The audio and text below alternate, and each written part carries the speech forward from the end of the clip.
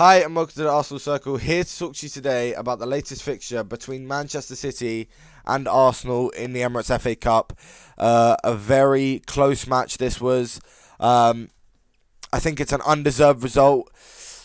But, what does it mean? We'll get into that later. Let's start off with the lineups. What do I think of the lineups? Well, I thought it was a very interesting lineup that we decided to go for. Our changes being Turner, Holding, Tomiyasu, Tierney, Vieira and Trossard all coming in. So it did seem like we weren't that stressed about the match to begin with. And you could kind of notice that we were only going to play for the win if we felt like we could achieve it. And that's what we felt like. So that's why it's disappointing that we didn't get a result. But let's just go through it. The first half. Let's talk about the first half. There's not much to say. I think we were the better team in the first half. We had the better opportunities, and we looked more threatening. Trossard looked like the real deal in the first half. Really impressed with his performance. Gabriel was solid. Turner throughout the match, very good. Some distribution errors, but apart from that, off his line, nice and quick. I love him as a keeper. He's a really good keeper. Holding. He held his own against Haaland, to be honest. He did get the yellow, but apart from that, he had a very good performance. In my opinion, at least. I do think you can't argue with it. I think he had a good performance in that regard. Anyway, Tomiyasu came on. He did his thing, but I did what. With this many changes, we definitely need someone like a Moises Caicedo because you noticed that. I mean, it's not entirely true because we did have Partey on, so I can understand how my statement is not really making much sense. But we need players like Moises Caicedo, more depth, better depth, because Tomiyasu was not able to do the role of Ben White and play those balls with Saka. Tierney was not able to come into midfield like Zinchenko does. Vieira wasn't as big of a threat as Odegaard going forward, and Trossard, I had no problems with him. He was fine. He was good. He was what we needed. And same with Turner. Turner and Trossard were the two changes that I thought we could do this in the Premier League and I wouldn't notice a difference. I'd be just as confident. But that was the first half performance. The second half is where it got a bit dicey. We decided to take off Holding, bring on Saliba. I thought that was a good change, a necessary change at the time. What else did we do? We took off Partey for Sambi Lokonga. Now that was one I questioned at the time. I was really confused why we did that because the problem with that move is that Sambi Lokonga is not even ready for Premier League football, let alone playing against Manchester City. And I think you definitely noticed that there was a lot of moments where I noticed that he was out of his depth, but there were glimpses of hope, and you could see that this guy is going to be a brilliant football player and he will go on to levels and be a great player for Arsenal, whether that be a squad player or an actual starter. After Xhaka moves on, for example, I don't see that happening because of the rumours we have with Caicedo and Rice, for example. It's clear that Arteta wants to bring someone else in. But no, I usually trust Arteta, and the one thing that I've always criticised from Arteta is his use of substitutions, and I think that was an incorrect use of a substitution there. And we'll get into more of that later. That's what happened at half-time, and yeah, Sambi Lokonga just out of his depth, really. Was not impressing me at all. Saliba came on, fine, good. That was the move we needed, and I just want to say, we looked like we knew how to deal with Haaland today, which was good, but he was still terrorising. We're not going to act like we completely silenced Haaland, even though I do think we did well against him. Yeah. What else is there? No. Fine. Let's talk about the second half. They started putting on pressure around, I'd say, this 55th minute. We started off the half, a bit of intensity, but no. Julian Alvarez and Kyle Walker came on. When they switched to that 4-2-4, that 4-4-2, however you want to look at it, then you could see that they were going to go on and score. I was pretty confident that they would score at that point, and they did.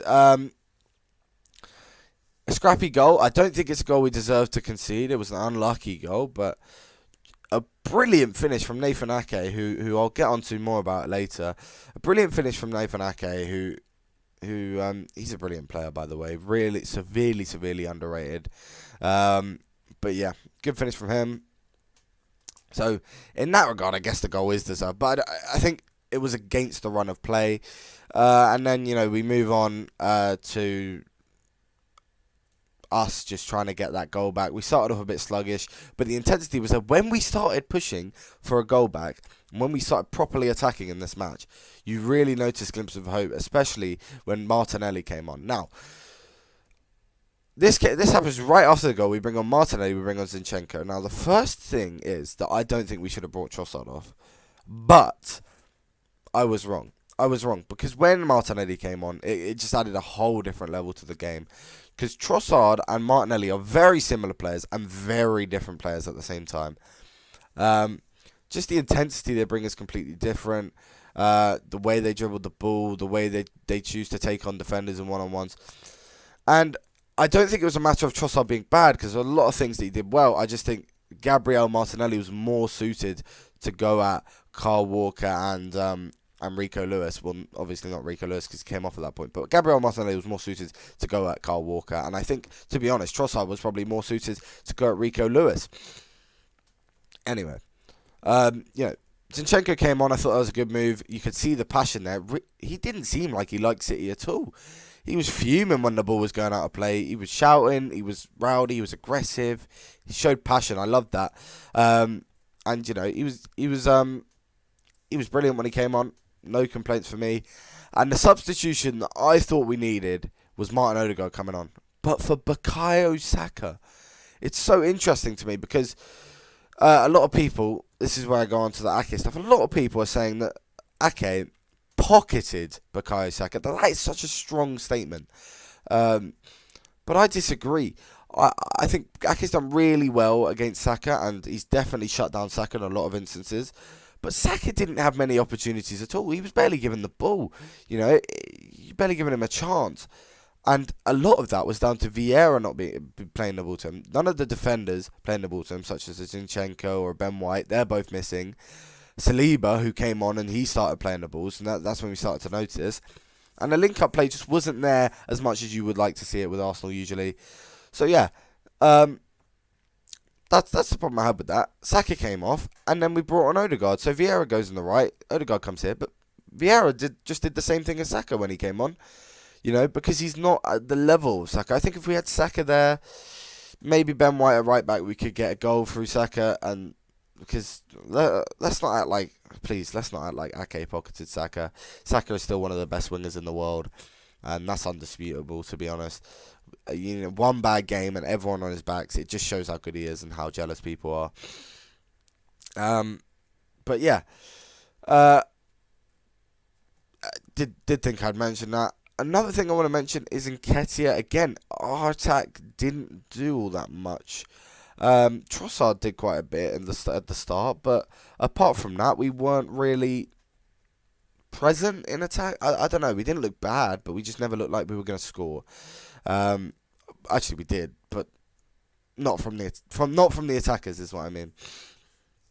But yeah, an all right game for Eddie Nketiah. I mean, he did what he needed to. His press was nice. Just wasn't to the standard we want, I guess, in the end. But yeah, that's all I want to talk about for the Arsenal team. Let's have a talk about the City team. Yeah, let's talk about it, because I thought Grealish was quite impressive today. He did get the assist. He did punish us on the wing quite a bit, and I was quite impressed with that. Other performances I was impressed with, of course, Nathan Ake, but Akanji I thought was particularly impressive as well, alongside Ake. He was rock solid and back, no mistakes for him. Rodri was good. Rico Lewis has been nice with that rating now. I don't think he was that good. He was alright when he needed to be, but not that good. Trossard had him on ropes in the first half. Mahrez, I didn't think had a great game. Same with De Bruyne. I mean, Foot Mob have got this right. And yeah, John Stones came off with an injury in the 45th minute, so I hope he is well, although I don't, because I am a Arsenal fan, so obviously I don't hope he's well. But yeah. Yes, but yeah, man of the match, it says it here. The star performance. Ortega, what a performance from him. Imagine going from a relegation scrap in Germany, coming into City. Honestly, I think he could start over Edison. Some of the saves he was making were incredible. And I think, why not give him a shot? I mean, not yet, of course. Make him prove it in training, make him prove him in more FA Cup games, Champions League games, maybe Carabao Cup games. But there's true potential in Ortega, and I think he could be a brilliant keeper. He looked really good alongside Turner, and in the end, we were just the team that conceded. I don't know. In terms of the title race, well, what does this affect? Well, it gives Man City some confidence, but I also think it gives us confidence because we had a much more severely rotated side. If we're talking about first team players, right, we were missing about 5 or 6. They were missing 2. If that, to be honest. Like, who are they missing? Edison, Carl Walker, I guess, but are any of these starters these days for City? Like, no, I don't think so. I think apart from Edison, that's genuinely you find that starting lineup in the Premier League. You'd never see this starting lineup in the Premier League for Arsenal. So it's also confidence in that respect because we look like we could beat them in the league now because of how we played. We did play really well, and there were opportunities where, I thought we could gain some control of this match, and it was promising, the performance. But yeah, quick look at the stats. I always like to do this. Pretty boring game. 8 to 5 shots, 0.5 xG to 0.3. Possession was fairly even. Not much to talk about there. The game is as it looks on paper. Pretty scrappy, boring game. Could have gone either way, but it went City's way. Let me know what you thought about the match down in the comment section below. Are you happy we're out of the FA Cup, or would you have liked to stayed in it? And what do you think this means for the title challenge? Like and subscribe if you enjoyed the video. Thank you for watching. Goodbye.